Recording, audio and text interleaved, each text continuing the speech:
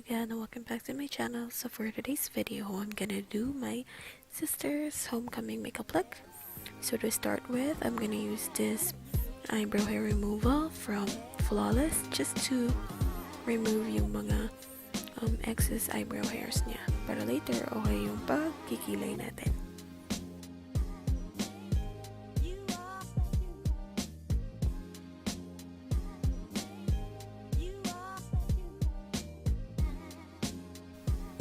So we're gonna use this Pond's whitening cream to her face para ma-moisturize natin yung face niya because TJ has dry skin. So this will also act like as a primer na din. For foundation, we're gonna use this Marc Jacobs Remarkable Full Coverage Foundation. So this is my all-time favorite foundation kasi sobrang naglalash siya all day and promise kahit mahulas ka nandyan pa din yung funda mo. So using a damp sponge, I'm using my Real Technique sponge just to blend everything sa face niya. Make sure to include yung neck din para di naman tayo mukhang sinampal ng foundation tapos nakalimutan yung leeg, ganun.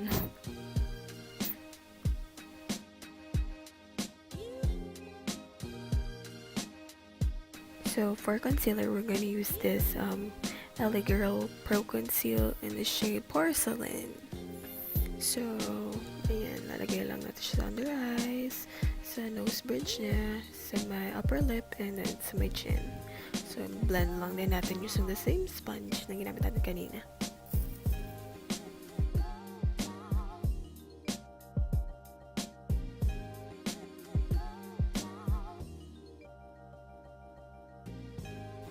So we're just gonna set her foundation and her concealer using this powder from Rimmel. So I'm just using my kabuki brush to apply it.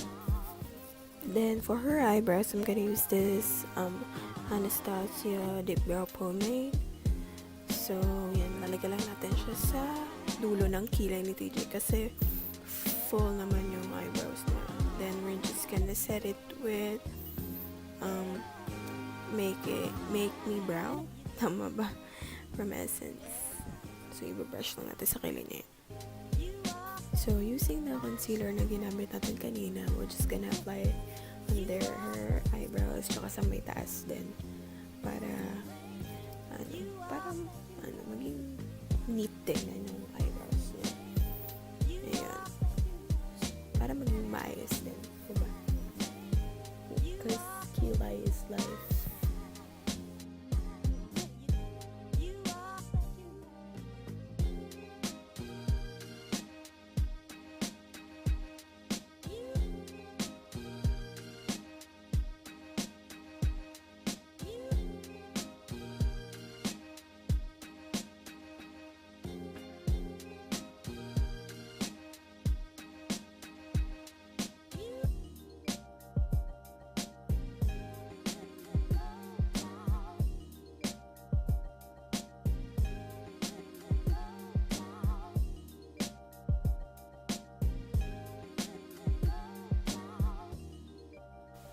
So for her eyeshadow, I'm gonna use this eyeshadow palette from BH Cosmetics, and we're gonna use this light brown shade sa whole eyelids niya.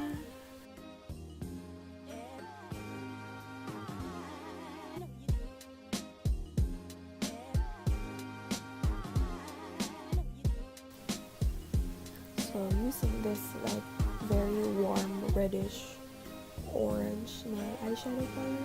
Ilalagay natin siya din sa outer eyelids ni TJ para mabigyan natin ng parang may pagka-smoky look, ganun.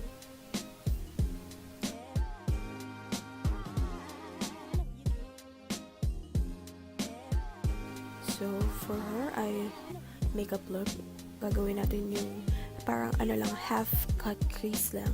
So, lalagyan natin ng concealer yung inner corners ng eyes niya hanggang doon sa half lang, sa middle lang ng eyelids niya. Hindi talaga sa buong parang hindi buong cut crease na para later, maganda yung paglagay natin ng shimmery eyeshadow. Sorry guys, medyo paos yung pag-voice over ko nitong video na to kasi sobrang lamig na dito sa New Jersey, so please bear with me. So, using the same brush kanina and yung second eyeshadow, ayan, lalagay natin din siya sa lower eyelid ni TJ. Then, i-blend lang natin. Then, using the same concealer again, lalagay lang natin siya sa outer part ng eyelids niya para malinis naman natin yung excess na eyeshadow.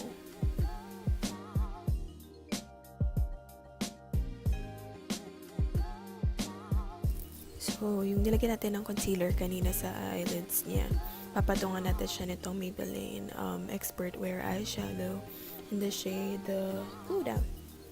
So, apply lang natin siya kung saan natin nilagay ulit yung concealer kanina.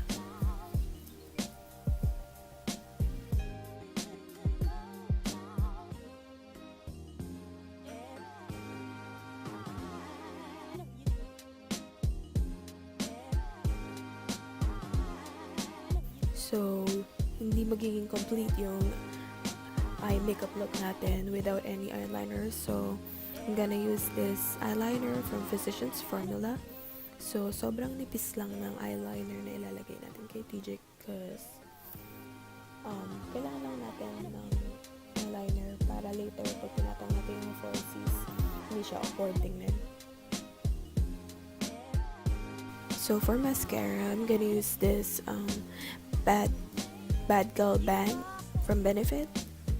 Siyempre, lalagay natin siya sa eyelashes niya, pati siyempre also sa bottom lashes niya.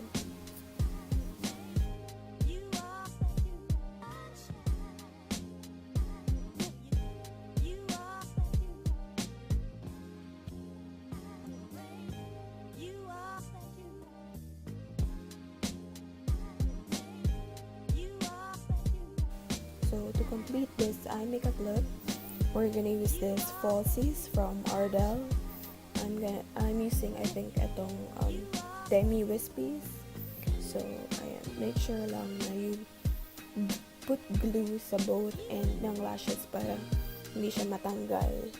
And, maglash siya all day or all night. Then, make sure then that you apply it close to your real lashes.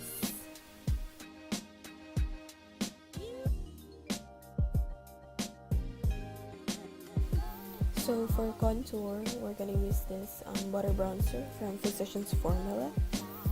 All-time favorite bronzer ko to kasi sobrang bango niya. Amoy coconut.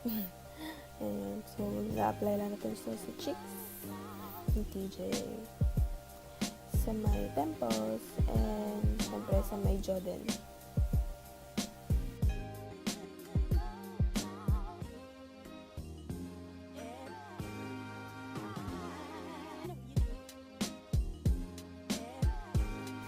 Using the same bronzer, i-contour lang din natin yung nose niya para magmukhang matangos, parang ilong ni Catherine Bernardo. So, yan.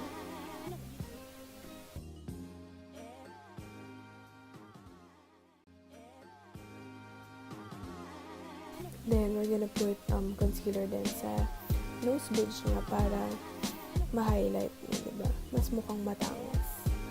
Then, for blush, I'm gonna use this BH Cosmetics blush palette. So, we're gonna use the parang peachy shade. And, apply natin sa cheeks ni Tara.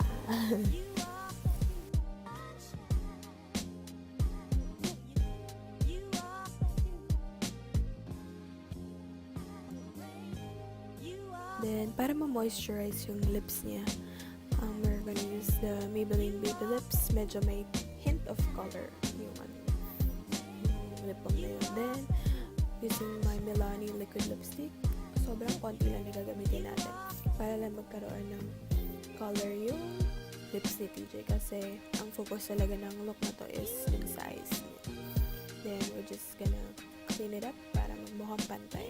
And, okay yung paglagay ng, okay yung tsura ng lipstick.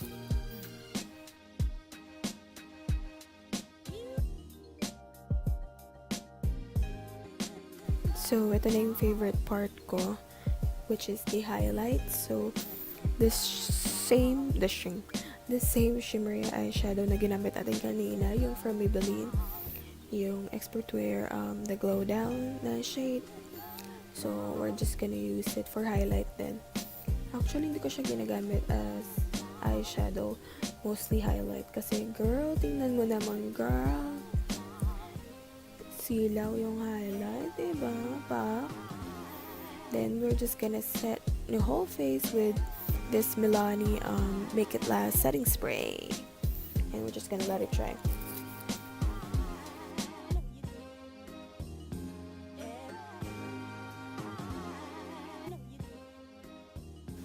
So, lalagyan din natin yung collarbones niya ng highlight. So, here's the finished makeup look in 3, 2, 1.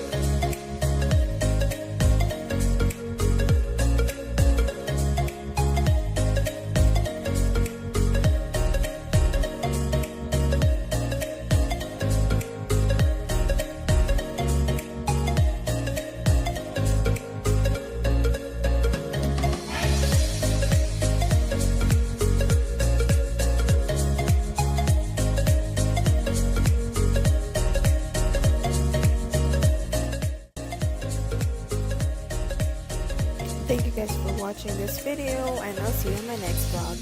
Bye! Mwah.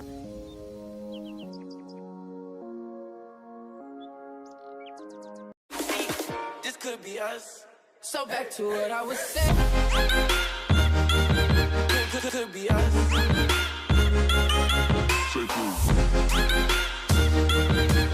Could be us.